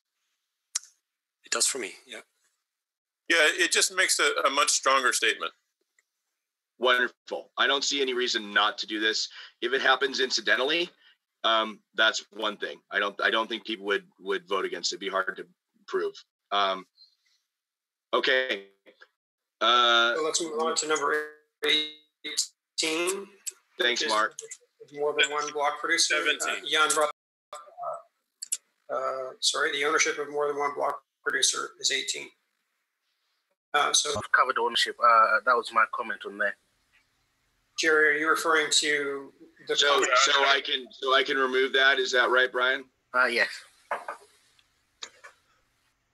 So now we are to 18. So Jan, do you want to speak to your concern? So if indeed somebody seeks to have his fingers in multiple block producers, they would probably be smart enough to at least put a lot of layers in between. And for that reason, I thought to signal a bit more explicitly that also indirectly it's not allowed. And that's why I was suggesting to add the words directly or indirectly in the second, or in the first sentence halfway. We went over this during the EOS blockchain launch, and I think indirectly was potentially if something like their investment manager happened to do it for them, or if a block producer ever got rolled into something like an ETF or some other investment vehicle where you don't always necessarily know what the underlying assets are directly, or you don't look into it that much, or it's not like you have voting right in it. So that's what I understand it to be meant by that. But I think that could be captured with the 5% limit. But if you in discussion, we found that indirectly was potentially too broad, and we had captured a number of ways to above, like to avoid people getting around, so misrepresentation. So including listing of another entity. So there is, and also I think that we don't actually have to say directly or indirectly, because by not saying it, that is actually implied. If somebody, But then the argument that you might incidentally hold it through some other fund it's not allowed, and I think we shouldn't allow it. We shouldn't say that, because that opens up. That's the beginning of a sliding scale. But this will be determined by arbitrators on our system who are familiar with it and with the system. So this is good. We've had a discussion. Does anyone want to move that we add the words directly or indirectly?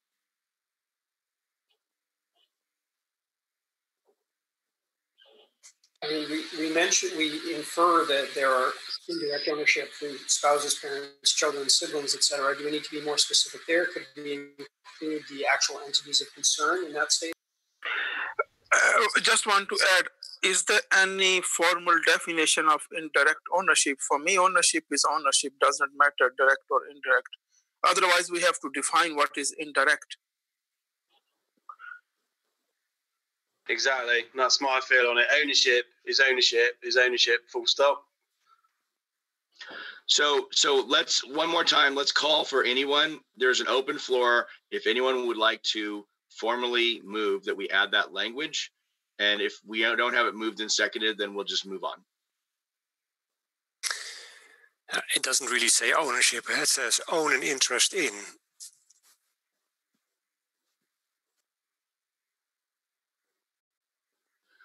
I think you make. I appreciate your point, Jan. Nobody has moved. You may move to. You may be the person who moved to change that language. No, it's fine. If I'm the only one, then it's not. Then we should leave it. Okay, great. Let's continue. What was the next one, Mark? That is it. We have done them all. Well done. Excellent. And just as a reminder too, if you still feel, I was just going to say, if you feel strongly about something that you voiced here and it didn't get passed, you're more than welcome to submit a proposal, a tip proposal to be voted on. I'm writing up something real quick.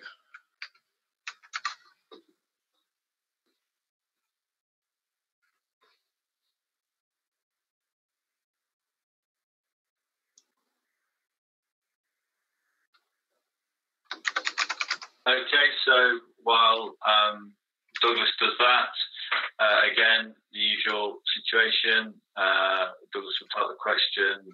We can answer yes or no. And everyone has the right to vote. If you've been given a designated proxy, which you can prove on Telegram or on chat, then you can vote that proxy as well. I'm looking for 2/3 majority.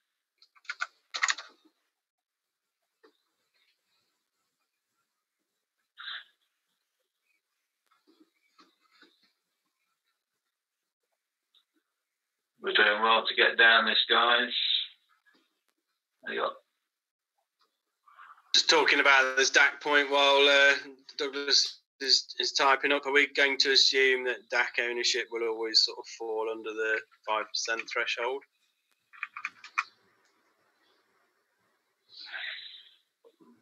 Well, we can't tell, Roger, because there could be people with many different wallets. Especially where we're planning a network, so there could well be owners in there that could add up to the 5%, but we can't identify them. But as the DAC owner, would you sort of declare that? Well, we'll have a constitution that confers responsibility and liability to anyone that holds our token.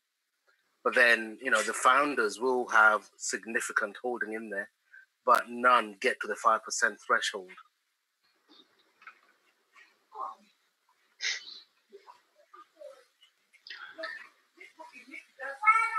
I think the whole idea of DAX and voting, I mean, Roger will know that I'm not particularly happy with set up on the DAX, so I don't think I best voice those publicly, so I shall keep my counsel. Are you ready to press the button, Douglas? 1 minute, okay.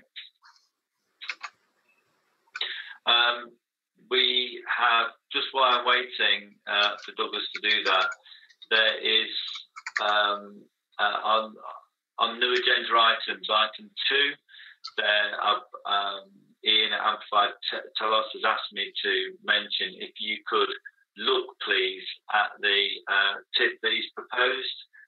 He did want to spend some time to explain it to everybody, but he's had to leave the call.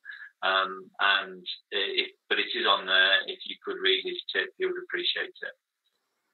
Okay, so we have a question in there from Douglas. If people would like to vote, please.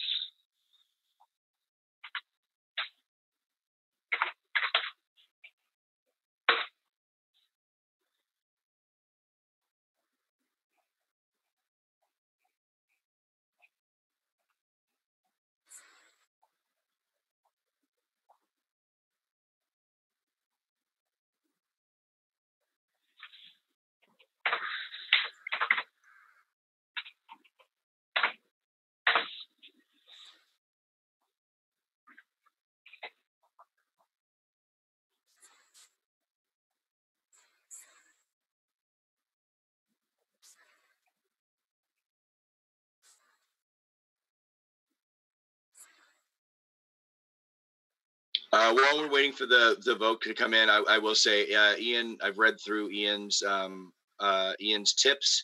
I've added them to the GitHub, as well as tip 12 from EOS Detroit, which my hope is if we can move swiftly through these, then we can this legislative schedule of the main documents, that we can come back and discuss and debate additional improvements that people are suggesting. I think we should look at this as a strength of the system, and we should hear these and consider them, because people have spent time on them, and with the good of the network as their only incentive. Okay, Adam, would you be able to add those up for us and do your thing? I'd appreciate it. I was just going to say on the tip, while Adam's totting up the numbers, is that not something that could go on the the weekly meetings, or what would be the forum for the tip presenting them? I think the idea is, if we have, depending on what happens with this vote, we have one more document set, the arbitration and arbitrator minimum requirements and reg arbitrator, which are much smaller. Those are much smaller, but the arbitration thing is very large to get through. That's scheduled for Friday. If we get through that, then we will have at least one more Tuesday call prior to our launch.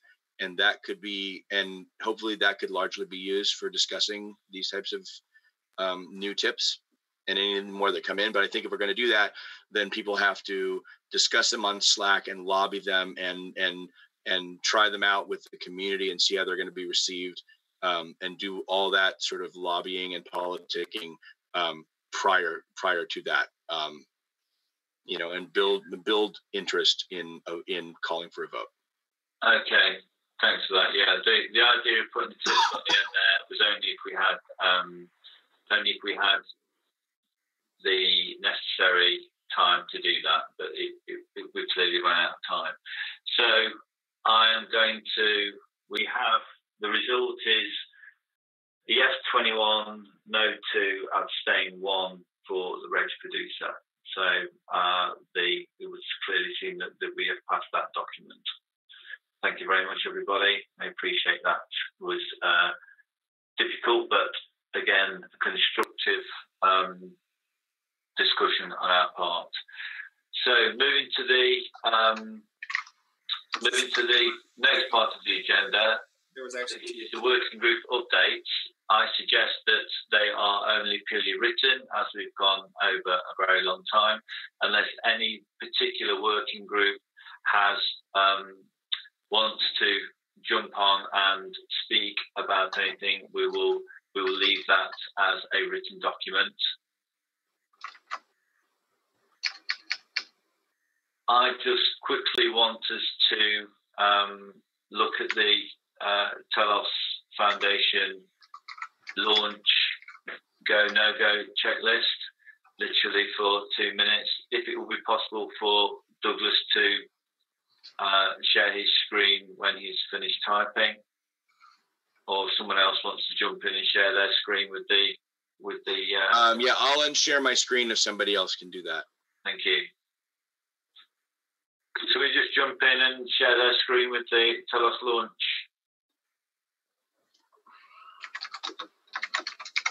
Jim, what are you asking for? The I was hoping that we would look at the launch page, the checklist. I can do it if you just give me 1 sec. Thank you. I've got it up now. That's brilliant. Thank you.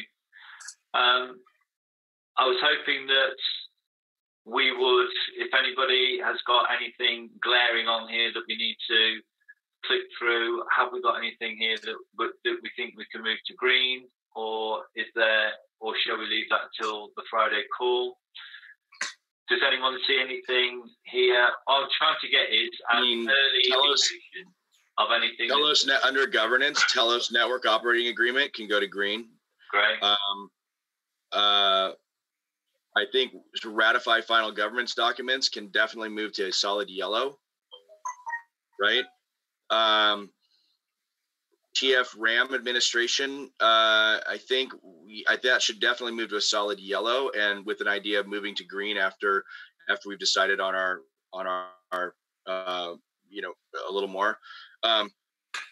Contract is the arbitration contract should be solid yellow. It's being worked on right now. I think when we look at BP adjudication contract, we just agreed that in the initial times that has to be done by block producers initially, and so I think we should just remove that from the list because we have rules around it now. Include snapshot accounts is ready to go, is blinking green because we've done it on the staging net. Telos foundation system still needs to happen. I think we can agree upon AVP launch group in the next few days. I think we can. Lost tokens is ongoing. 2 test nets up. Privates. I think we're ready to blink green on that. And define final Telos balance. We could essentially call that green. Actually, we could call that green. We've decided on that. We may alter it before launch, depending on the outcome of the amplified Telos tips, if we vote to change that. But barring that, we did decide. So that is, those could be green as part of we decided as part of the BP, as part of the TBNLA. Okay, so does anybody in the working groups that's glaring at the moment, or one question? When we are going to approve data protection policy, is that Friday, or I was thinking today? I don't think we can do it today because we didn't have it on there. Let's make sure we get that on there. Friday. Okay. Okay then. So I'm going to, unless there's any chair of a working group who wants to say anything, I'm going to move on to the final item, which is a confirmation of the next meeting. I'm not looking like that. So confirmation of next meeting is Friday the 12th, 1600 UTC. Main agenda item will be the reg arbitrator and reg arbitration contract. And also the data. It sounds like also the data security protection policy. Yeah. Okay. Policy, and also the arbitrator minimums.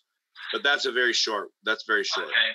Well, I will amend that to say that and get that out for as soon as I can tomorrow.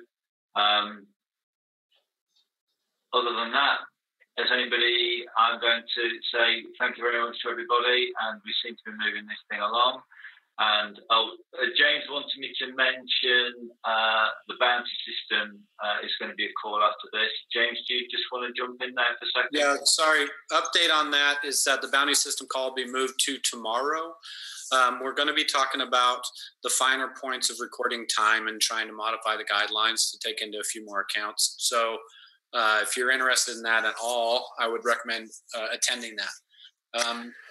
Also, right before that, we're going to have a meeting about closing down the pie slicing app and the exact process of that. There's a document up with that schedule. So if you're interested in that, please check that out and let me know. You can join that call as well. So that's tomorrow starting at about, I think it's 10:30.